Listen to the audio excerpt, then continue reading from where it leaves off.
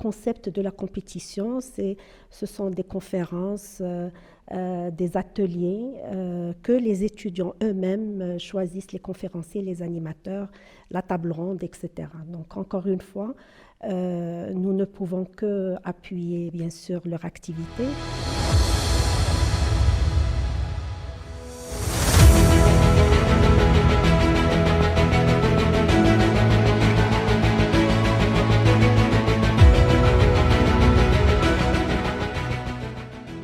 Je sais pas toutes les tendances de France, mais voilà l'exemple que je prenais sur la sensibilisation avec des opérateurs télécoms qui avaient été très présents, hein, même dans les gares, les aéroports. Enfin, c'était vraiment une campagne nationale, on va dire.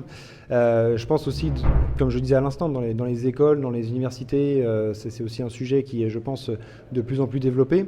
Et je pense que les médias aussi, en Europe ou en Amérique du Nord, par exemple, ou dans les pays de l'OCDE peut-être, sont encore plus matures.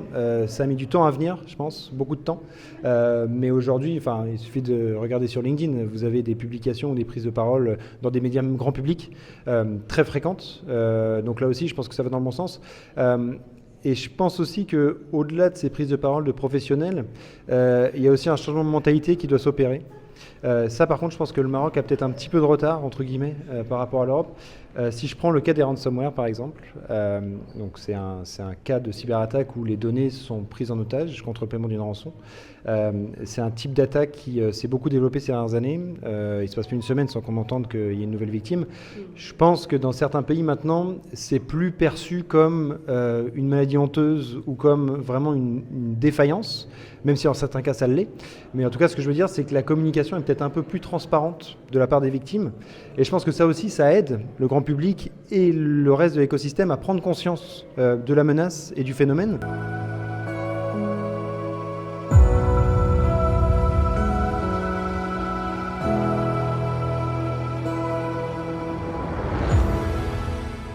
Notre rôle, c'est accompagner les entreprises, les organisations, que ce soit étatiques ou privées, hein, pour justement monter en maturité de cybersécurité.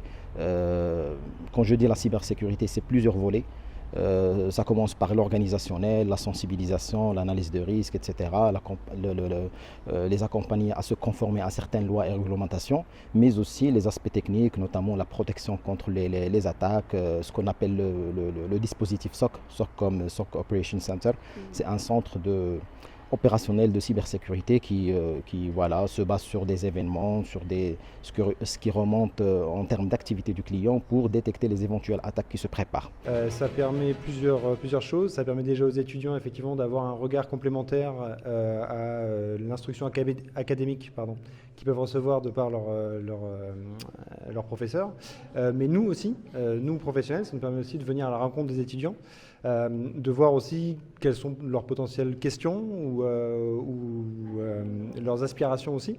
C'est vrai que c'est un métier qui est, je trouve, alors mon avis est un peu biaisé, mais assez passionnant. Je pense qu'il y a beaucoup aujourd'hui de choses qui se développent dans la cybersécurité, que ce soit sur des problématiques ou des volets techniques ou technologiques, que ce soit aussi sur tous les aspects d'organisation et de gouvernance.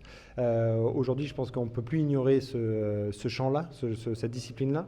Je pense qu'il y a maintenant plus une semaine ni plus une journée sans qu'on entende parler d'une nouvelle cyberattaque ou d'une nouvelle tendance en cybersécurité. Donc je pense que ces conférences vont dans le bon sens. Que ce soit les services financiers, on ne peut pas se cacher aujourd'hui.